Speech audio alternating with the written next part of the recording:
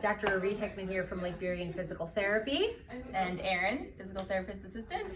And we wanted to put together a really quick video to educate you on the process of doing telehealth in our clinic, since we are starting to do that as of this coming Monday. So Ala is behind the camera, and she is going to videotape us getting started. And I'll let you go ahead. All right, so I'm gonna play the part of our patients.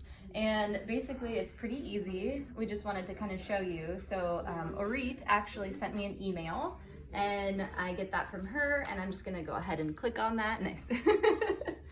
And the email, if you can see here, it's just a link. And so she said, "Hi Erin, here's my login." So I'm just gonna click on that and it's gonna take me here where I'm gonna enter my name. Okay. And then I'm gonna check in.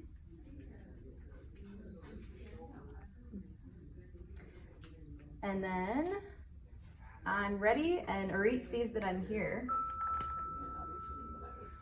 And there she is. Okay, so I think we have a couple of questions people have been asking, right? Yes, so I've had a couple of patients asking pretty awesome questions about telehealth, since we have never done telehealth before in our clinic. And there are several questions that we're going to go over, and hopefully they get answered for everyone that is curious. So one of the questions that I've had is, how are we going to be able to do an initial evaluation over a telehealth chat? And that includes like any manual hands-on stuff, and also strength testing. So you know, and it's a super great question. For those who've been patients in this clinic, I think this is pretty easy. They know this answer. But for those of you who are new, who've never been in here, this clinical setting, we do a lot of history taking. So most of our initial evaluation is very, very much talking and getting history from a patient. And then what we do is more of like active assessment. So what that means is that we'll look at posture and we'll look at movement.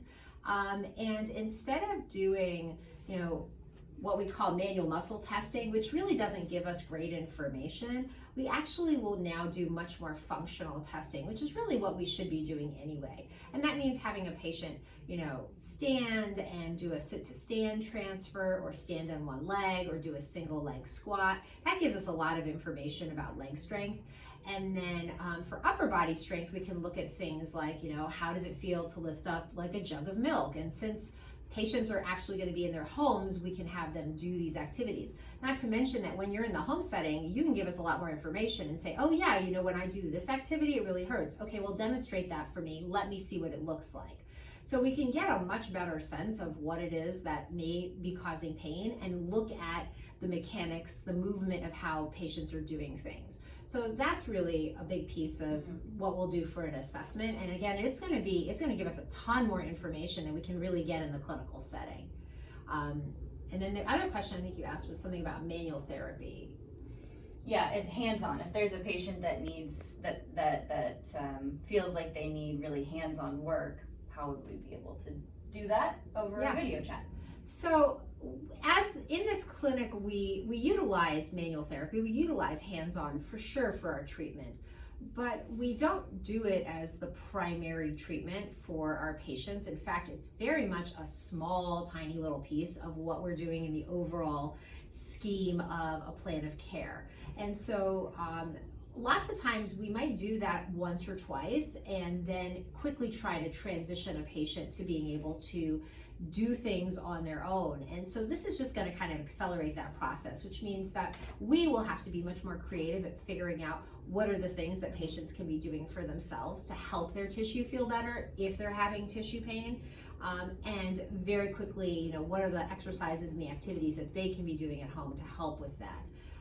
But you know, it's not a huge piece of what we do as physical therapists, and if we feel like it's something that a patient absolutely needs and would benefit from, I think that at this point we are in Washington, still in King County, we still can refer patients to massage therapy and acupuncture. We don't know how long those guys will be allowed to practice, but at this point we might still be able to refer somebody out if that's a necessity.